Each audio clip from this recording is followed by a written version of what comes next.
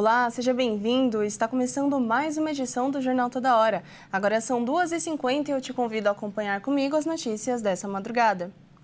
Aumentaram os casos de síndrome respiratória aguda grave causada pela Covid-19. Segundo o último boletim Infogripe da Fundação Oswaldo Cruz, o problema está acontecendo em pelo menos 4 estados brasileiros. Mesmo com a Covid-19 não gerando tantos impactos como nos anos de alta da pandemia, a doença ainda causa preocupações nos serviços de saúde. De acordo com o boletim Infogripe da Fundação Oswaldo Cruz, a Fiocruz, houve um crescimento de casos de síndrome respiratória aguda grave por Covid-19 nos estados do Rio de Janeiro, Ceará, Amazonas e Paraíba. Neste ano, o Brasil já notificou quase 164 mil casos de síndrome grave, sendo mais da metade com resultado laboratorial positivo para algum vírus respiratório. Em seguida, 45% de notificações foram de vírus sincicial respiratório, principal causador da bronquite infantil, 25% de rinovírus, um dos causadores do resfriado, e apenas 7% do vírus da Covid-19. Mas,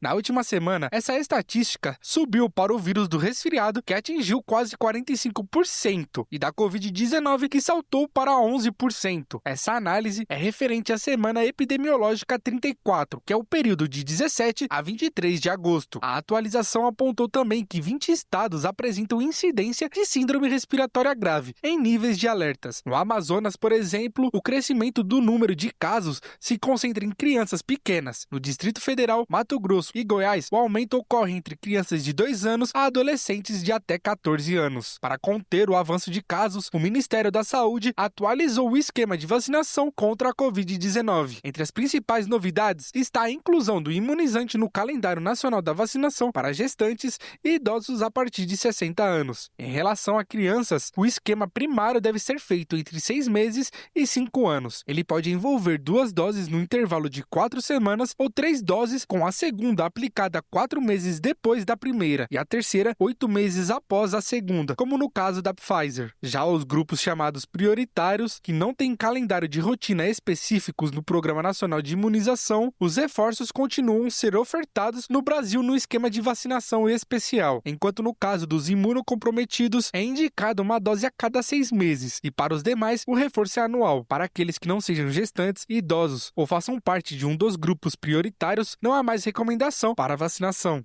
As mulheres entre 18 e 49 anos passaram a ter cobertura para o implante contraceptivo hormonal, mais conhecido como Implanon.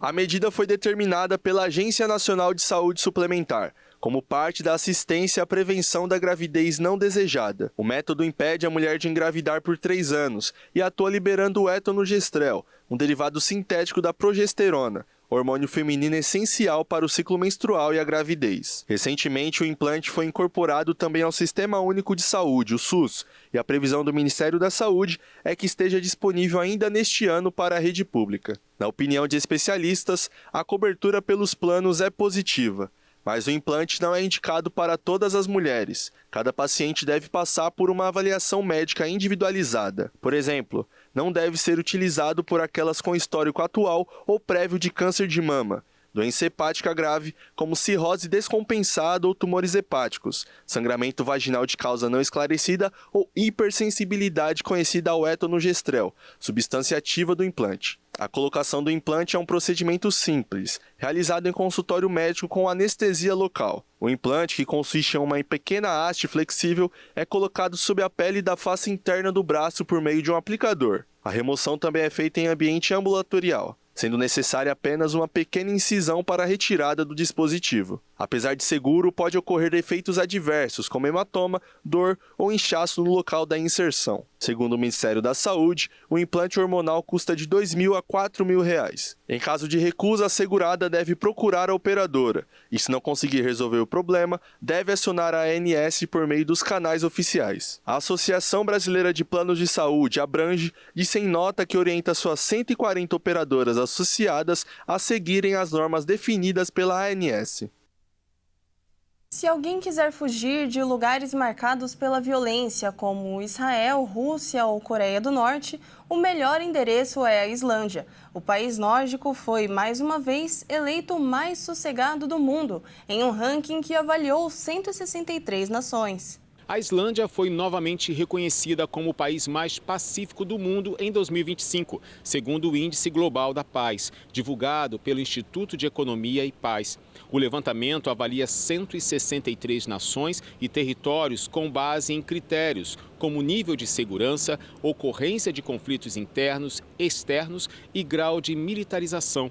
Reconhecida por sua natureza exuberante e estilo de vida tranquilo, a nação nórdica mantém a liderança do ranking desde a criação do índice em 2008. Além de ocupar o topo na classificação da paz, a Islândia também figura entre os 3 primeiros colocados no relatório mundial da felicidade, reforçando a reputação como um dos melhores lugares para se viver. O país ainda é considerado um dos destinos turísticos mais desejados do hemisfério norte, atraindo visitantes pela combinação de paisagens únicas e estabilidade social. O relatório de 2025 também apontou preocupações globais. Nos últimos anos, a diferença entre as nações mais pacíficas e as menos pacíficas aumentou 11,7%, enquanto a pontuação média mundial caiu 5,4%. Em 2023, foram registrados 59 conflitos entre estados, o maior número desde o fim da Segunda Guerra Mundial. Nesse contexto, a Rússia foi classificada pela primeira vez como o país menos pacífico, seguida pela Ucrânia. Entre as Américas, a do Sul foi a única região a registrar melhora nos indicadores de paz.